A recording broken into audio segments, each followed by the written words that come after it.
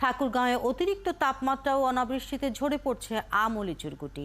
এতে বাগান মালিকরা ক্ষতির আশঙ্কায় চরম উদ্বেগ ও উৎকণ্ঠা প্রকাশ করছেন। এদিকে আম ও লিচুর গুটি রক্ষায় সেচ ও পানির সাথে রাসায়নিক মিশিয়ে স্প্রে করার পরামর্শ দিয়েছে কৃষি বিভাগ। আবু তোরাব মানিকের তথ্য ও ছবি নিয়ে প্রতিবেদন।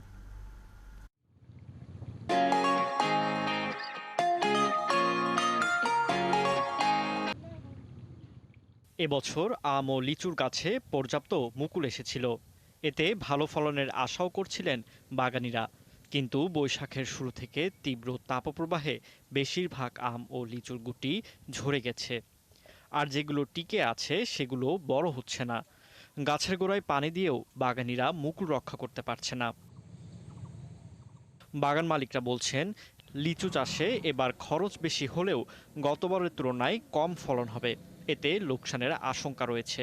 গুটি নাই করলে চলে, একটা গাছে গুটি কয়টা হবে? দেখা হলো 200। যেও মাউল ধরছে তাই তামান ঝুরি জলি জ্বালায় শাসা গেছে, বিরাট সমস্যার মধ্যে আছে। আমার লিচুর গাছ হবে 3000-এর বেশি, কিন্তু সব মিলে 1000ও মুকুল নাই, যে কটা আছে সেগুলোও ঝরে যাচ্ছে। এই পরিস্থিতিতে বাগানে পর্যাপ্ত সেচ ও প্রতি লিটার পানির সাথে 2 গ্রাম ইউরিয়া, পটাশ ও ন্যাপথলিন স্প্রে করার পরামর্শ দিয়েছে কৃষি সম্প্রসারণ অধিদপ্তর।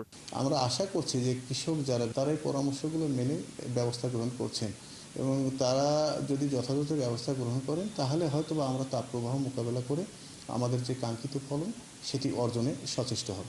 এবছর জেলায় আমের উৎপাদন লক্ষ্যমাত্রা ধরা হয়েছে প্রায় 45,000 মেট্রিক টন ও লিচু 1,585 মেট্রিক টন। ফারদিন নীরব, 71।